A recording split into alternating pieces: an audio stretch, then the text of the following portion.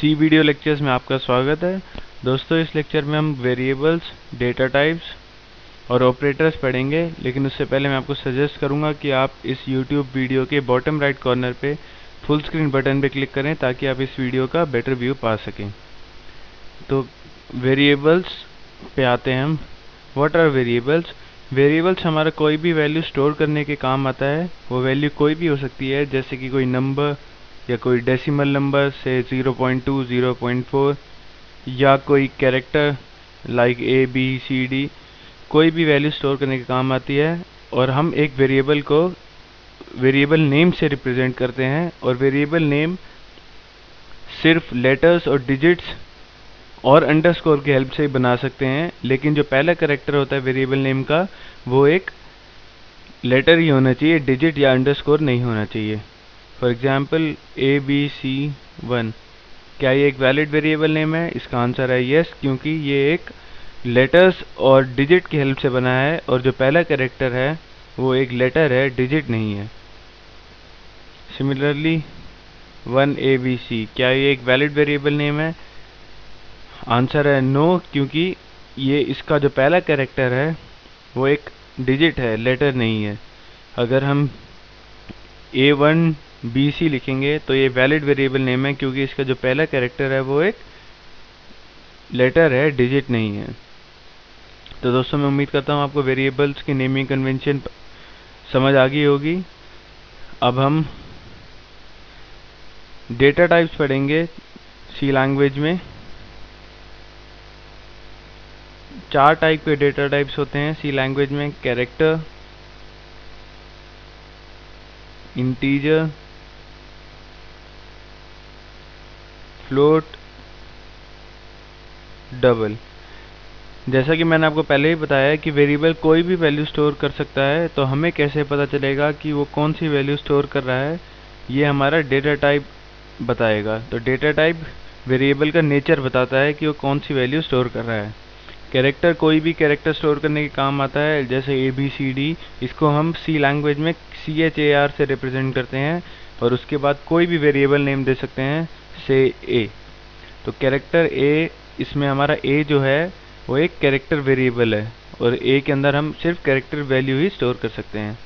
Similarly integer को हम INT से रिप्रेजेंट करते हैं, और ये कोई भी इंटीजर वैल्यू स्टोर कर सकता है, जैसे 0, 1, 2, 3, 4, या नेगेटिव में भी -1, -2, -3, -4। और ये डेसिमल वैल्यू स्टोर नहीं कर सकता, क्योंकि हमें पता है इंटीजर्स कंप्लीट नंबर स्टोर करते हैं। तो कोई भी वेरिएबल नेम हम इसके आगे दे सकते हैं। सपोज मैं B दे रहा हूँ, तो B एक इंटीजर वेरिएबल है। फ्लोट को हम फ्लोट से रिप्रेजेंट करते हैं। फ्लोट और इंटीजर में बस यही डिफरेंस है कि हम फ्लोट की हेल्प से डेसिमल वैल्यू स्टोर कर सकते हैं, जो कि हम इंटीजर्स में स्टोर नहीं कर सकते थे। तो इसका भी कोई वेरिएबल दे दिया, फ्लोट C। डबल और फ्लोट में कोई डिफरेंस नहीं है, बस रेंज का डिफरेंस है। फ्लोट 10⁻⁻34 के अराउंड टू 10⁻+34 के अराउंड वैल्यू स्टोर कर सकता है, पर डबल की रेंज बहुत ज़्यादा होती है, 10⁻⁻250 के अराउंड, 10⁻+250 के अराउंड। तो इसको भी हम डबल से रिप्रेजेंट करते हैं सी लैंग्वेज में। और कोई भी वेरिएबल नेम दे दीजिए इसके आगे, D। तो कोई भी हमारा नंबर है, सपोज 0.39 टाइम्स 0 है हमारा कोई भी, और 9 इसके आगे हम लिख देते हैं, तो ये हम फ्लोट की हेल्प से रिप्रेजेंट नहीं कर सकते, क्योंकि इसकी रेंज से बाहर हो गया है ये। तो स्मॉल डेसिमल नंबर में फ्लोट और डबल में कोई डिफरेंस नहीं है, पर जब नंबर बहुत बड़ा हो जाता है तो हमें फ्लोट की जगह डबल यूज़ करना पड़ेगा। अब दोस्तों, हम आते हैं ऑपरेटर्स पे। ये सारे हम अभी प्रोग्राम में बनाएंगे, लेकिन पहले एक बार हम समझ लेते हैं ऑपरेटर्स। सी लैंग्वेज में 3 तरीके के ऑपरेटर्स होते हैं। First one is arithmetic, second is logical, third is increment, decrement. Arithmetic operators 5 type के होते हैं: प्लस, माइनस, मल्टीप्लिकेशन, डिवीजन और मॉड्यूलस ऑपरेटर, जिसको हम परसेंटेज साइन से रिप्रेजेंट करते हैं।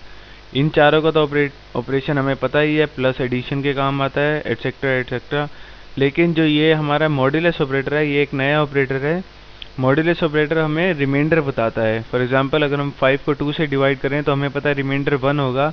तो अगर हम लिखें 5 मॉड्यूलस 2 तो इसका आंसर 1 होगा, क्योंकि रिमाइंडर 1 है। लॉजिकल ऑपरेटर्स 6 टाइप के होते हैं, वो कंपेयर करने के काम आते हैं। For example greater than, equal to, less than equal to, जिसको हम डबल इक्वल टू से रिप्रेजेंट करते हैं, 2 बार इक्वल टू के साइन से। और लास्ट होता है नॉट इक्वल टू, जिसको हम एक्सक्लेमेटरी साइन और इक्वल टू से रिप्रेजेंट करते हैं। और लास्ट ऑपरेटर होता है इंक्रीमेंट और डिक्रीमेंट। इंक्रीमेंट को हम डबल प्लस साइन से रिप्रेजेंट करते हैं, डिक्रीमेंट को डबल नेगेटिव साइन से रिप्रेजेंट करते हैं। और जो प्लस साइन होता है, जो इंक्रीमेंट ऑपरेटर होता है, वो हमारी कोई भी वैल्यू है उसमें 1 ऐड कर देता है। और डिक्रीमेंट ऑपरेटर कोई भी वैल्यू है उसमें 1 सब्ट्रैक्ट कर देता है। तो हम इन सभी ऑपरेटर्स के एग्जांपल अभी डेवलपर C++ में बनाते हैं। सबसे पहले इंक्लूड कर देता हूँ हेडर फाइल्स। इस प्रोग्राम में मैं अरिथमेटिक ऑपरेटर्स का यूज़ बताऊंगा, और प्लस से मैं स्टार्ट करूंगा और सारे ऑपरेटर्स उसके बाद बनाऊंगा। Include stdio.h, include conio.h, main function. कोई भी मैं इंटीजर वेरिएबल बना लेता हूँ। 3 इंटीजर वेरिएबल बनाऊंगा मैं, 2 के अंदर वैल्यू स्टोर करूंगा और तीसरे में ऑपरेशन स्टोर करूंगा। तो हम 3 इंटीजर वेरिएबल बनाने के लिए ये सिंटैक्स लिख सकते हैं, इंट a, इंट b, कोई भी नाम दे सकते हैं हम वेरिएबल को। मैं abc दे रहा हूँ, इंट c। तो दोस्तों आप देख सकते हैं हमने 3 इंटीजर वेरिएबल बना लिए हैं। लेकिन अगर आप चाहते हो कि आपको 3 बार इंटीजर इंट नहीं टाइप करना है, तो आप इसका एक स्मॉल सिंटैक्स भी होता है जो हम सी लैंग्वेज में यूज़ कर सकते हैं। वो होता है इंट a, b, c, फिर सेमीकोलन। इस तरीके से हम कितने भी इंटीजर वेरिएबल बना सकते हैं कॉमा डाल के, और एंड में सेमीकोलन डालना पड़ेगा। तो a के अंदर मैं लिख देता हूँ 10, b के अंदर मैं लिख देता हूँ 5, और c के अंदर मैं लिख देता हूँ a प्लस b। तो c के अंदर क्या हो जाएगा, a यानी कि 10 प्लस b यानी कि 5, यानी कि c is equal to 10 plus 5 15। अब मैं प्रिंट कर देता हूँ c की value, print f some is percentage d 15 c। आप सोच रहे होंगे ये परसेंटेज d साइन क्या है। अगर मैं यहाँ पे लिख देता सम इज c, तो ये हमारे आउटपुट स्क्रीन पे सम इज c ही प्रिंट करता, c की वैल्यू नहीं प्रिंट करता। जो कि c की वैल्यू 15 है वो नहीं प्रिंट करता, सम इज c प्रिंट कर देता। क्योंकि हमें वैल्यू प्रिंट करानी है तो हमें यहाँ पे परसेंटेज d साइन डालना पड़ेगा और उसके बाद कॉमा डाल के c लिखना पड़ेगा। क्योंकि c जो हमारा है एक इंटीजर वेरिएबल है, इसलिए हम परसेंटेज d साइन यूज़ करेंगे। सपोज अगर हमारा c जो है वो फ्लोट वेरिएबल होता तो हम उसकी जगह परसेंटेज f यूज़ करते, और अगर c हमारा कैरेक्टर वेरिएबल होता तो हम परसेंटेज c यूज़ करते। लेकिन हमारा c जो है इंटीजर वेरिएबल है, तो हम परसेंटेज d यूज़ करेंगे। इंटीजर के लिए हमेशा परसेंटेज d यूज़ करते हैं। तो गेट ch, ताकि आउटपुट विंडो क्लोज ना होए। मैं कंपाइल कर देता हूँ, कंट्रोल F9, 0 एरर्स, रन भी कर दिया कंट्रोल F10 से। आप अपनी आउटपुट स्क्रीन पे देख सकते हैं सम इज 15। सिमिलरली ये हमने जो अभी ऑपरेटर पढ़ा है ये हमारा प्लस अरिथमेटिक ऑपरेटर। अगर हम यहाँ माइनस यूज़ कर दें, c equal to a minus b, और यहाँ पे लिख दे डिफरेंस, तो हमें पता है a माइनस बी कितना होएगा, 10 माइनस 5 5, तो डिफरेंस इज 5 प्रिंट करेगा। तो कंपाइल कर देता हूँ मैं प्रोग्राम कंट्रोल F9 से, 0 एरर। सब रन कर देता हूँ कंट्रोल F10 से। आप अपनी आउटपुट स्क्रीन पे देख सकते हैं डिफरेंस इज 5। और अगर मैं यहाँ मल्टीप्लिकेशन साइन यूज़ कर दूँ और यहाँ नीचे लिख देता हूँ प्रोडक्ट, तो 10 इंटू 5 50 प्रिंट होना चाहिए। तो कंपाइल करता हूँ, रन कर देता हूँ, प्रोडक्ट इज 50। अगर मैं यहाँ डिवीजन साइन यूज़ कर देता हूँ और यहाँ पे लिख देता हूँ कोशेंट, हमें पता है 10/5 कोशेंट क्या होगा, 2 होगा तो 2 प्रिंट होगा। कंट्रोल F9 से कंपाइल, अब रन कर देता हूँ। आप देख सकते हैं आउटपुट स्क्रीन पे क्वोशिएंट इज 2। अब मैं लास्ट अरिथमेटिक ऑपरेटर पे आता हूँ, मॉड्यूलस। हमें पता है 10/5 करेंगे, 10 डिवाइड बाय 5 करेंगे तो रिमाइंडर 0 होगा। तो हमारा जो a मॉड्यूलस b यानी कि 10 मॉड्यूलस 5 है वो रिमाइंडर 0 पुट करेगा, मतलब हमारा जो आंसर होगा वो 0 प्रिंट होगा। रिमाइंडर इज 0 प्रिंट होना चाहिए। तो पहले कंपाइल कर दूं, अब रन कर देता हूँ। आउटपुट स्क्रीन पे देख सकते हैं रिमाइंडर इज 0। दोस्तों हमने सारे टाइप के अरिथमेटिक ऑपरेटर्स पढ़ लिए हैं। लॉजिकल ऑपरेटर्स हम नेक्स्ट लेक्चर में पढ़ेंगे या आने वाले लेक्चर्स में पढ़ेंगे। जो ये इंक्रीमेंट डिक्रीमेंट ऑपरेटर हैं इनका यूज़ मैं आपको अभी बता देता हूँ।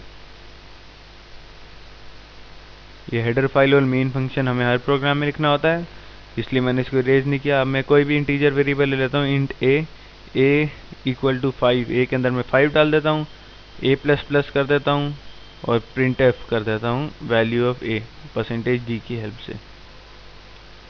इसमें मैंने क्या किया है, a हमारा 5 है, a++ यानी इंक्रीमेंट ऑपरेटर लगा दिया, तो अब a की वैल्यू 6 हो जानी चाहिए। तो मैं कंपाइल करता हूँ प्रोग्राम को कंट्रोल F9 से, 0 एरर। अब रन कर देता हूँ। यहाँ गेट ch भी लगा देता हूँ ताकि आउटपुट विंडो क्लोज ना हो। अब कंट्रोल F9 से कंपाइल, अब रन कर देता हूँ कंट्रोल F10। अपनी आउटपुट स्क्रीन पे आप देख सकते हैं 6 प्रिंट हो रहा है।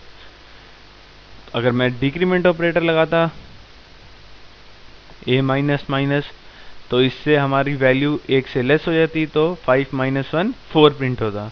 तो मैं कंपाइल कर देता हूँ प्रोग्राम एक बार दोबारा, रन कर देता हूँ। आप अपनी आउटपुट स्क्रीन पे देख सकते हैं 4।